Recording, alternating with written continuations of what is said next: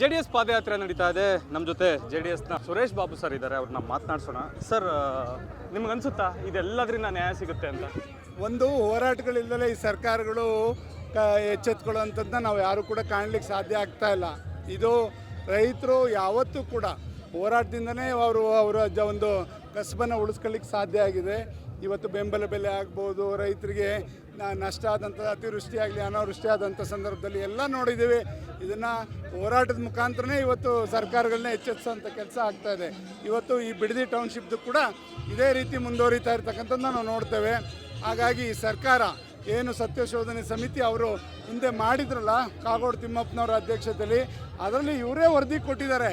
ಇವರೇ ಇದನ್ನು ಕೈ ಬಿಡಬೇಕು ಅಂತಕ್ಕಂಥ ವರದಿ ಕೊಟ್ಟಿರ್ತಕ್ಕಂಥ ಈ ಕಾಂಗ್ರೆಸ್ ಸರ್ಕಾರ, ಅದರಲ್ಲಿ ಸನ್ಮಾನ್ಯ ಮುಖ್ಯಮಂತ್ರಿಗಳಾದಂಥ ಡಿ ಕೆ ಶಿವಕುಮಾರ್ ಕೂಡ ಅದರಲ್ಲಿ ಸದಸ್ಯರಿದ್ದಾರೆ 20 ಜನದ ಒಂದು ಸಮಿತಿನಲ್ಲಿ.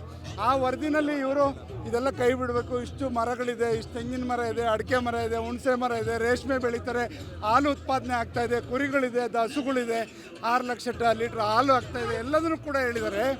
ಆದರೆ ಇವತ್ತು ಯಾಕೆ ಸ್ವಾಮಿ ನಿಮ್ಗೆ ಅಧಿಕಾರಿ ಬಂದಾಗ ಯಾರಿಗೋ ಒಬ್ಬರಿಗೆ ಅನುಕೂಲ ಮಾಡಲಿಕ್ಕೋಸ್ಕರ ಈ ಯೋಜನೆ ಅಂತಂದು ಇಲ್ಲಿರ್ತಕ್ಕಂಥ ರೈತರನ್ನ ಒಕ್ಕಲಿಪ್ಸಕೊಟ್ಟಿದ್ದೀರಾ?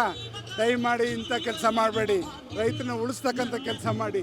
ಬೇರೆ ಕಡೆ ನೀವೆಲ್ಲಿ ಬರಡು ಭೂಮಿಗಳಿದೆ ಅಲ್ಲಿ ಇಂಥ ಯೋಜನೆಗಳನ್ನ ಅನುಷ್ಠಾನಕ್ಕೆ ತರಕ್ಕೆ ಮಾಡಿ. ಏನು ನೀವು ಮನೆ ಅದೆಷ್ಟೋ ಲಕ್ಷ ಗಿಡ ಹಾಕ್ತೀವಿ ಅಂತ ಹೊಟ್ರಿ, 15 ಲಕ್ಷ ಗಿಡ ಎಲ್ಲಿದ್ದಾವ ಗಿಡಗಳು? ಅದನ್ನು ದಯಮಾಡಿ ತೋರಿಸ್ಬೇಕಾಗ್ತದೆ. ಒಂದೊಂದು ಅರ್ಧ ಅಡಿಗೂ ಕೂಡ ಹಾಕಿಲ್ಲ.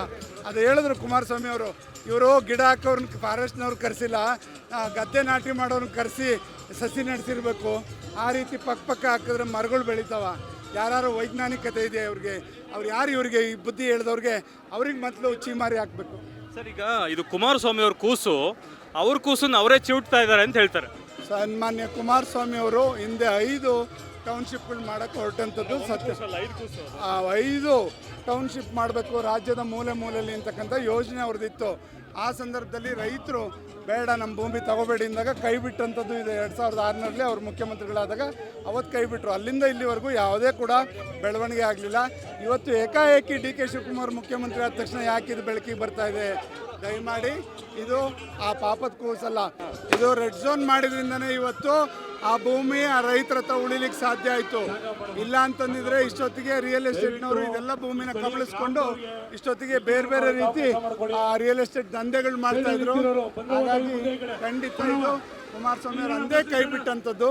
ಅದರಿಂದ ಇದನ್ನ ಈ ಪಾಪದ ಕೂಸು ಅಂತ ಹೇಳ್ಕೊಂಡು ಕೈ ಬಿಡಿ. ನೀವಾದ್ರೂ ಕೈ ಬಿಡಿ. ಪಾಪದ ಕೂಸು ನೀವ್ಯಾಕೆ ಎತ್ಕೊಂಡು ಓಡಾಡ್ತಿದ್ದೀರಾ?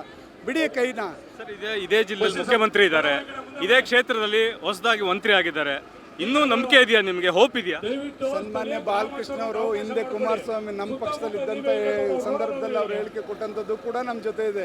ಅವತ್ತು ಕುಮಾರಸ್ವಾಮಿ ಅವರು ಹೆಂಗರಳು ಎಲ್ಲ ಕೂಡ ಅವ್ರು ಹೇಳಿದಂಥದ್ದು, ಇಂಥ ಎಲ್ಲ ಯೋಜನೆಗಳನ್ನೆಲ್ಲ ನೀವು ಬರಡು ಭೂಮಿ ಇರ್ತಕ್ಕಂಥ ಕಡೆ ಮಾಡಬೇಕು ಅಂತ ಹೇಳಿದ್ದೆ ಸನ್ಮಾನ್ಯ ಬಾಲಕೃಷ್ಣ ಅವರು. ನನ್ನ ಹತ್ರ ಎಲ್ಲ ಮಾಹಿತಿ ಇದೆ. ಈಗ ಯಾಕೆ ಸರ್ಕಾರ ಇದ್ದಂಥ ಸಂದರ್ಭದಲ್ಲಿ ಈ ಥರ ಬೇರೆ ಒಂದು ಮಾತನ್ನು ಹೇಳಲಿಕ್ಕೆ ಬಯಸ್ತಾರೋ ಗೊತ್ತಿಲ್ಲ.